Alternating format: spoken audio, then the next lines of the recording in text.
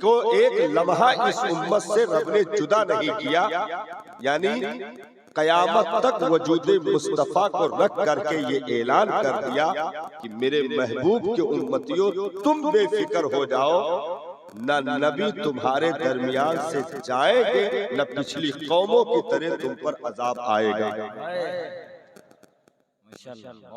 और साथ रखा यहां तक कि सरकार ने इरशाद फरमाया कि सबसे पहले कब्र से मैं उठूंगा। मैदान महशर के लिए सबसे पहले कब्र से मैं उठूंगा और मैदान महशर में सबसे पहले मैं पहुंचूंगा। हिकमत देखिए, सबसे पहले कब्र से मैं उठूंगा, मैदान महशर में सबसे पहले मैं पहुंचूंगा। क्यों? क्योंकि पीछे उठकर उम्मत आने वाली है, कहीं एक लम्हा पैगंबर से अलग ना हो जाए, कहीं एक लम्हा पैगंबर से अलग ना हो जाए। तो मुस्तफा जाने रहमत ने फरमाया कि मैं पहले कब्र से उठकर मैदान महशर में पहुंचूंगा। अब जब उम्मत आएगी तो पुल सिरात पे मैं मिलूंगा, मीज़ान अमल पे मैं मिलूंगा, हौज़े कौसर पे मैं मिलूंगा, लिवाउल हम्द पे मैं रहूंगा, मकाम शफाअत पे मैं रहूंगा।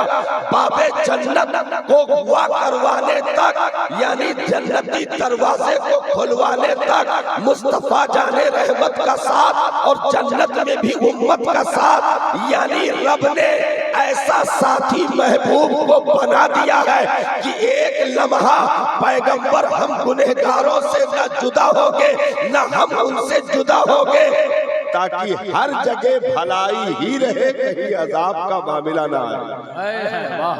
माशाअल्लाह। तो रब ने अपने महबूब का दामन दे करके हमें अमर कर दिया। अब कुछ चीजें हैं कि भाई कयामत तक के लिए तो नबी का साथ कर दिया गया, लेकिन दुनिया को फिक्र लगी हुई है। आज से नहीं, जब से नबी आए जब से लगी हुई है। क्या फिक्र लगी हुई है? कि इन्हीं से इनको अलग करो। तो अब अलग करने का मामला यह है कि अलग हो नहीं पाएंगे। अलग कैसे करोगे जब नबी का वजूद कयामत तक है? तो अलग कहां से होंगे? तो अब उसमें दूसरा नजरिया अपनाया गया कि नबी के उसूल से इनको अलग कर दो, नबी के कानून से इनको अलग कर दो, नबी के ज़ाब्तों से इनको अलग कर दो। इनको मारने का सबसे बेहतर तरीका है भाई, जब उसूल ना अपनाएंगे तो पैगंबर के होते हुए भी ये जलील हो जाएंगे। जब भाई बाप मौजूद है 4 बेटों के दरमियान, लेकिन 4 बेटों पर डंडे चल रहे हैं और बाप मुस्कुरा रहा है। क्या मामला हुआ? क्योंकि चारों बेटों ने बाप के हर उसूल की मुखालफत कर रखी है, बाप से बनती ही नहीं। यानी बेटे जुआरी हो गए, बेटे शराबी हो गए, बेटे कबाबी हो गए, यानी बाप के किसी उसूल पर अमल नहीं किया। तो अब जब कोई भी आफत आई तो बाप ने अपना पल्ला झाड़ लिया और कहा कि इनसे निपट लो, हमारा इनका कोई वास्ता नहीं। तो जब उसूल छोड़े जाते हैं तो रिश्ते आहिस्ता आहिस्ता कमजोर पड़ने लगते हैं। तो उन्हीं उसूलों पर हमला किया गया, उन्हीं उसूलों पर हमला किया गया। हम तकरीर कुछ देर में कर रहे हैं, लेकिन ये बुनियाद ले लीजिए, बहुत काम की बुनियाद आई है। उन्हीं उसूलों को तोड़ने की नापाक साजिशें रची गई, क्योंकि इन्होंने बदर भी देखा, उहुद भी देखा, खंदको तबूक भी देखा और सबसे कम करबला देखा। भाई बदर में तो 313 थे ना, करबला में तो 72। बदर में तो 313 थे, करबला में 72। लेकिन यहां भी कामयाबी, वहां भी कामयाबी। भाई 313 है, सामने 1000 मक्का वाले, लेकिन 313 कामयाब। 1000 उहुद के मैदान में है, उधर से 3000, लेकिन 1000 कामयाब। यहाँ तक कि खंदक में 3000 है, उधर से 15,000, 10,000 के ऊपर की तादाद बताई जाती है, तो 10,000 मान लीजिए, तो सहाबा 3000 है, उधर से 10,000, लेकिन 3000 कामयाब। करबला में 72 है, उधर से 22,000, लेकिन 72 कामयाब।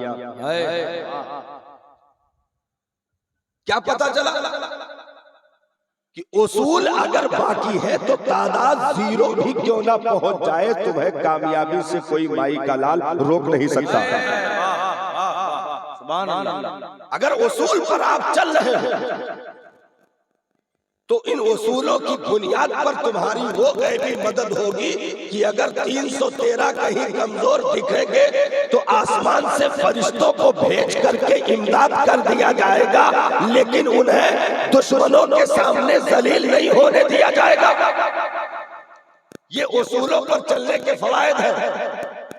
तो दुनिया इन्हीं उसूलों पर नजर लगाने लगी, क्योंकि पैगंबर को तो अलग नहीं कर सकती। रब ने कयामत तक के लिए रख दिया कि महबूब जैसे आप जिंदगी में थे ऐसे तुर्बत में आज भी मौजूद हैं। सरकार ने खुद फरमाया, इन्नमा हर्रमल्लाहु अलल अर्दि अन ताकुला अजसादल अंबियाई फनबियुल्लाह हय्युन युरज़क़ु फी क़ब्रिही।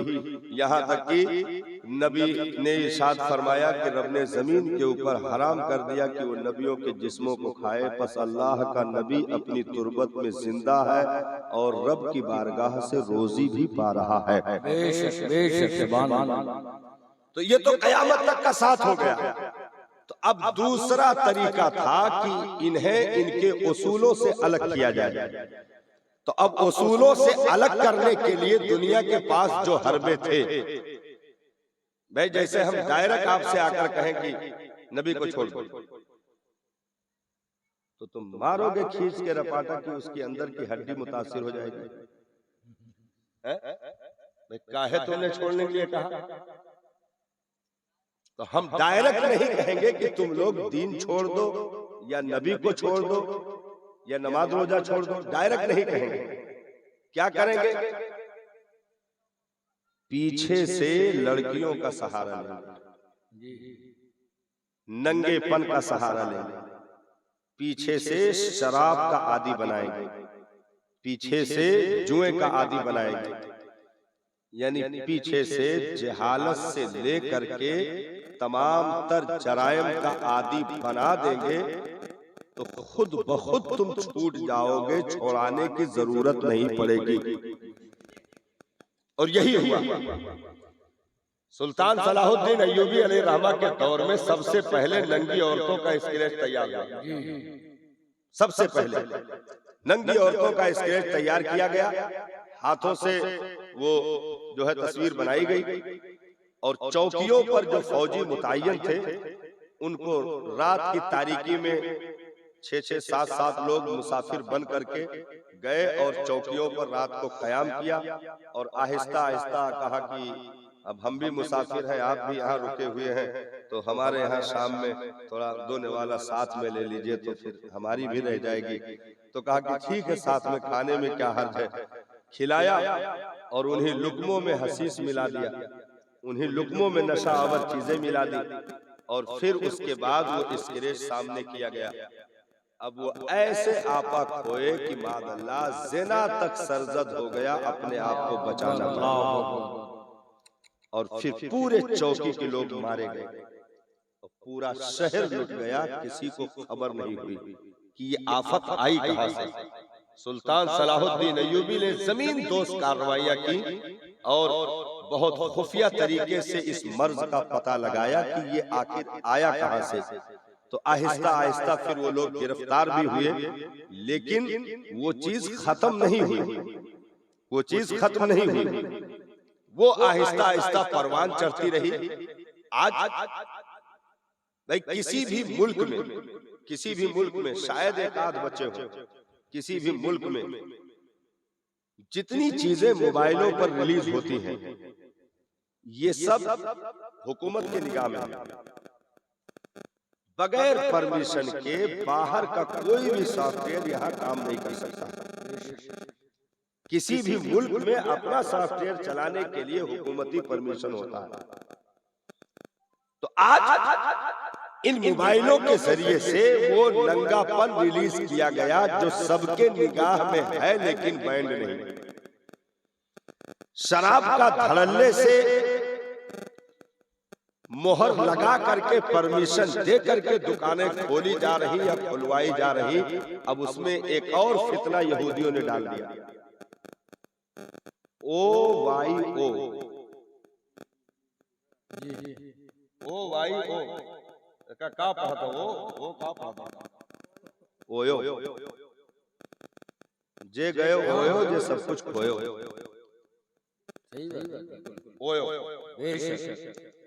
ओयो का बोर्ड जो है लखनऊ में पहले 2 या 3 जगह दिखे, उसके बाद आहिस्ता आहिस्ता लखनऊ में इस वक्त 200 के ऊपर ब्रांचेस कायम है। और अभी मैं इधर निकला, मड़ियाव के आगे से निकला तो इस रोड पे भी हमको वो बोर्ड दिखा। हाँ, क्या होता है इसमें? हमने कहा, हमने इस पर कई तकरीरें की है। हमने कहा जलीलो ये ओयो का बोर्ड हटाओ और सीधा इसमें लिखो तवाइफ खाना, तवाइफ अड्डा, ज़िना की जगह। क्या होता है इसमें? किसी भी अराई पराई लड़की को अपने जाल में फंसा करके आधार कार्ड जमा करके वहां रात गुजारना या 2-4 घंटा दिन में गुजारना और ज़िनाकारी करना, ये सारा परमिशन और मोहर लगा करके ये सारी चीजें हो रही है। और ये सब गवर्नमेंट की निगाह में है, इस पर कोई बैन नहीं। क्यों? क्योंकि ज़िना का आदी बनाओगे, नंगेपन का आदी बनाओगे तो ये मुल्क के बेटी की इज्जत बचाना तो दूर की बात है, अपनी सगी बहन को भी नहीं बचा पाएगा। जब शराब के नशे में धुत होगा तो फेसबुक, व्हाट्सएप और अखबारात में आए दिन जो खबरें गर्दिश करती हैं कि एक सगे बाप ने सगी बेटी की इज्जत को तार-तार कर दिया, एक सगे भाई ने सगी बहन की इज्जत को तार-तार कर दिया, यानी निगाहों को मुजरिम बना दिया, ज़बान को मुजरिम बना दिया, समाअत को मुजरिम बना दिया। तो पैगंबर से तो दूर न कर सके लेकिन उसूलों से हटाने की नापाक साजिशें 1400 साल से जारी है।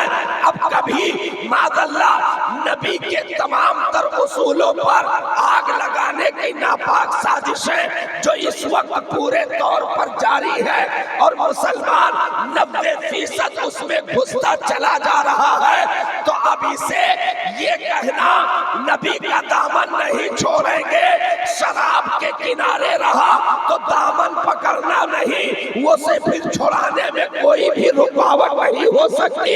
क्योंकि जब ये ज़िना के करीब गया तो नारा लगाते रहेगा लेकिन वो दामन पकड़ने वाला नहीं हो सकता। जब अपनी गैरतों का जनाजा निकाल देगा नारा लगते रहेंगे, पैगंबर के उसूलों को अपनाने वाला नहीं हो सकता। तो पैगंबर को छोड़ो या उसूले पैगंबर को छोड़ो, दोनों बराबर में आते हैं। माशाअल्लाह। तो उसूलों पर हमला हुआ, उसूलों पर हमला हुआ और हम तकरीर करेंगे कुछ देर में इंशाअल्लाह, लेकिन कुछ और ले लीजिए बुनियाद की चीजें जो वक्त की जरूरत है। और डॉक्टर साहब ने जो टॉपिक बताया है, आयत मैंने वो पढ़ी है, बात उसी पर होनी है इंशाअल्लाह। एक नजरिया ये है, दूसरा नजरिया ये है किसी जबान को इतना ज्यादा प्रचार से लगा दो कि दूसरी सच्ची जबानें भी कमजोर नजर आने लगे। किसी भी जबान को भाई, अंग्रेज चला गया अंग्रेजी नहीं गई, अंग्रेज चला गया अंग्रेजी नहीं गई, हमारे देश की ये जबान है। लेकिन इस पर इतना काम किया गया, इतना काम किया गया कि दूसरी जबान वालों को जाहिल समझा गया। क्या है अंग्रेजी? भाई क्या है अंग्रेजी? APPLE एप्पल, एप्पल माने अनार, है कि नहीं? APPLE एप्पल, एप्पल माने अनार। यहाँ से शुरुआत हुई और टिश्यू पेपर पे जाके खत्म हो। यही है BIRD बर्ड, बर्ड माने कुत्ता। हमने है मतलब जो है, हमने जो पढ़ा है वो हम तर्जुमा बता रहे हैं, तोहरे अपने हिसाब से तर्जुमा समझो। DOG डॉग, डॉग माने बिलारी, CAT कैट, कैट माने भैंस। तो ये मतलब है अंग्रेजी है भाई, हमने ज्यादा अंग्रेजी ओरिजिनल हम काहे पढ़े। तो मतलब ये चलाया गया, टारगेट किया गया कि दूध पीते बच्चों तक का एडमिशन कर दिया गया जारी। बाटल में दूध तक बैग में भर के जाता है, उन तक एडमिशन जारी है। यानी इतना प्रचार कर दो, इतना प्रचार कर दो कि मुसलमान ही खड़े हो करके ये कहे इनसे, मौलाना से, आप कुरान पढ़े हो जी, आप हदीस पढ़े हो जी, मसला मसाइल जानते हो जी, नमाज रोजे का तरीका आता है जी, हज व ज़कात जी, अंग्रेजी पढ़े हो नहीं, ओ हम मारो मारो एक मुंह पर जूता मारो, जहां ओ कहा चाहिए वही कहा। भाई गलत जगह वो कह रहे हो ना, गलत जगह हो रहे। हम कहें वो कहा जाता है, वो कहा जाता है। आप अंग्रेजी पढ़े हो जी, साइंस ज्योग्राफिया जी, कंप्यूटर जी, MBBS जी, LLB जी, कुरान पढ़े हो नहीं, ओ यहाँ ओ कहना चाहिए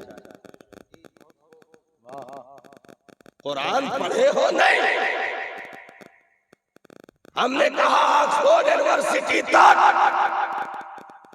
जो 1 करोड़ रुपया तक खर्च करके डिग्री लाया उसे भी खड़ा करो, और जो मदरसे की टूटी चटाई पर 2.5-3 साल में 6,666 आयतें याद किया उसे भी सामने खड़ा करो। ऑक्सफोर्ड वाला अपनी पढ़ी हुई किताबों से 10 पन्ना सुना दे, मैं गुलामी करूंगा। और ये 6,666 आयतें ज़बर शेर गुन्ना मद इख्फा इज़हार वक्फ हुरूफ से मुक़त्तआत वक्फ से लाज़िम वक्फ से जायज़ के साथ ना सुना दे तो मैं गुलामी करूंगा। तो जिसे नंबर 1 पर दुनिया में होना चाहिए, गलत प्रचारों ने दूसरी जलील चीजों को ऊपर माना और इसे 0 पॉइंट पर डालने की नापाक साजिशें रची गई। नारे तकबीर, नारे रिसालत, जश्न मिलादुन नबी, मसलके आला हजरत, फैज़ाने आला हजरत, नारे तकबीर, नारे रिसालत। क्या कह रहे हैं? अब आप कहोगे मौलाना नुकसान का, कौन नुकसान है मौलाना? कुछ ना नुकसान है। मैं अरबी पढ़ी नहीं, अंग्रेजी पढ़ी, पढ़ ली खत्म बात हो गया। मैं फीस दे के पढ़ी तो फिर पढ़, तुझे 40 में पढ़े वैसे पढ़ ली, पढ़ लो खत्म बात। नुकसान का है? हम कहें यही तो है बुद्धू चेलो, नुकसान कहाँ से है तुम्हें नहीं मालूम है? नुकसान कहाँ है? नुकसान की खबर बहुत जल्दी नहीं होती साहब। हाँ, और जब होती है तो सब कुछ लुट चुका होता है। इतनी जल्दी मुसलमान समझ जाए कि नुकसान है तो फिर संभल नहीं जाएगा ना।